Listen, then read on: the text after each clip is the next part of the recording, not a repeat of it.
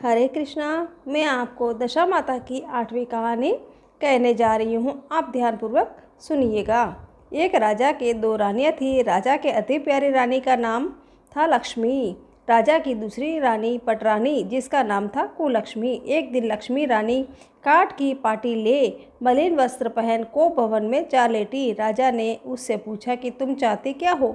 वह बोली कि कुलक्ष्मी रानी को देश निकाला दे दो। राजा की प्यारी न होते हुए भी कुलक्ष्मी रानी आखिर में पटरानी तो थी, अतः लोक लज्जा के कारण उसे सहसा निकाल सकने से लाचार होकर राजा ने उसे उसके पीहर भेजने का बहाना किया। उन्होंने रानी को एक पालकी में सवार कराया और आप घोड़े पर सवार होकर साथ चले। एक सघन वन में पहुंचकर राजा ने पालकी रखवा दी और कहारों को वहां से हटा दिया। उसके बाद वे घोड़ा दौड़ाते हुए अपने महल में जा पहुँचे। कुलक्ष्मी रानी को बाट देखते सवेरा हो गया। रानी को प्यास लगी थी। रानी ने एक सारस की जोड़ी को जाते देखा। वह उसके पीछे पीछे हो गई। कुछ देर बाद एक नदी के तट पर पहुंच गई। रानी ने स्नान किया। समीप ही पानी की प्यास बुझाई। जिस पर रानी ने स्नान किया उसी घाट पर कुछ स्त्री स्नान कर रही थी। उसने दशा रानी के गंडे लिए। उसके पास एक गंडा अधिक था। एक ने रानी से गंडा लेने को कहा। रानी गंडा लेकर डोले में आकर बैठ गई। थोड़ी देर दशहरानी एक बुढ़िया का वेश धारण करके आई और बोली कि बेटी यहाँ क्या कर रही है? रानी ने पूछा कि तुम कौन हो? बुढ़िया ने कहा, मैं तो तेरी मौसी हूँ। रानी उसके गले से लिपट कर रोने लगी।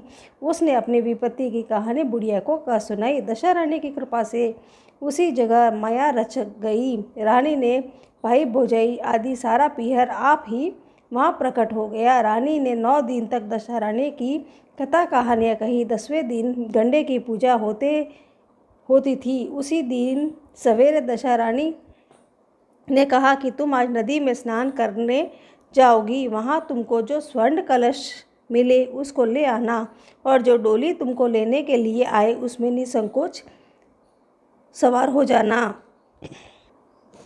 रानी नदी में स्नान करने गई। वह स्नान करके निकली तो किनारे 2 सोने के कलश रखे दिखाई दिए।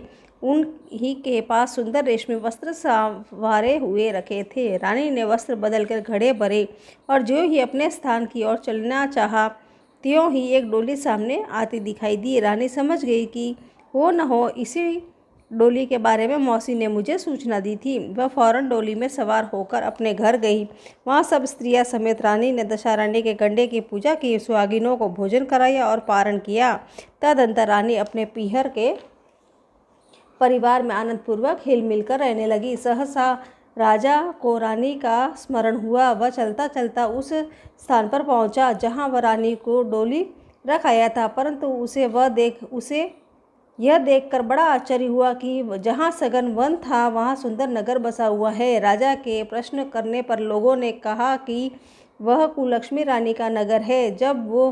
तब तो राजा और आश्चर्य में डूब गया। महलों के पास जाकर इतला कराई कि अमुक राजा मिलने आया है। रानी ने राजा को महल के भीतर बुलाया और वहीं डेरे पर ठहराया। दोपहर को राजा भोजन करने गए। उनके साथ एक नाई था। वह भी राजा के समीप ही खाने को बैठा। रानी राजा तथा नाई को भोजन परोसने लगी। पहली बार जो ही रानी ने नाई के सामने पत्तल रखी त्यों ही उसने रायते का एक छींटा रानी के पैर पर डाल दिया। रानी ने उसकी इस क्रिया को नहीं जाना। दूसरी बार रानी परोसने आई तब दूसरी पोशाक पहन कर आई। राजा मन में सोचने लगा कि यह तो क्या है, कई रानियां एक सी है। डेरे पर आकर राजा ने नाई से कहा कि यहाँ तो कई रानियाँ हैं, यह कैसे मालूम हो कि अपनी रानी कौन है? नाई बोला कि रानी तो एक ही है, वह पोशाक बदल बदल कर परोसने आई थी, उससे आपको भ्रम हुआ। राजा ने पूछा कि तू कैसे जाना कि रानी एक ही है? वह बोला कि मैंने पहले ही रानी के पैर पर रायते का छींटा डाल दिया था। जब दूसरी बार वह परोसने आई तब भी उसके पैर पर वही छींटा पड़ा था और जब तीसरी बार आई तो भी छींटा देखा।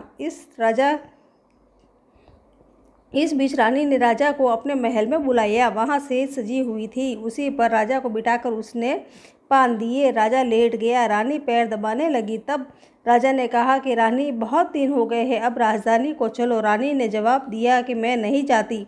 आप तो मेरा सर्वनाश कर चुके थे। यह तो सब मेरी मौसी की बदौलत है कि मैं जीती बच गई। इस पर राजा को पश्चाताप करते हुए माफ़ी मांगी। तब रानी बोली कि मैं केवल एक शर्त पर आपके साथ चल सकती हूँ। यह बाग बगीचे आपकी राजधानी के समीप पहुँच जाए, जिससे जब मेरी जी चाहे आपके महल में रहूं और जब जी चाहे तब मौसी के महल में चली जाऊं। मेरी मौसी बड़ी दयावान और भोली भाली है। राजा ने रानी की मौसी दशारानी के पास जाकर ज्यों ही यह निवेदन किया, उसी समय दोनों शहर पास पास हो गए, मानो एक दूसरे के भाग हो। राजा ने दशारानी की कृपा का प्रभाव जानकर शहर भर में ढिंढोरा पिटवा दिया कि अब से सभी लोग दशारानी की पूजा किया करेंगे। भगवती दशारानी ने कुलक्ष्मी रानी पर जैसी कृपा की, वैसे ही आपत्ति में पड़ी हुई हर स्त्री पर दया करना। जय बोलो दशा माता की जय। इस प्रकार मेरी 8वीं कहानी पूरी हुई।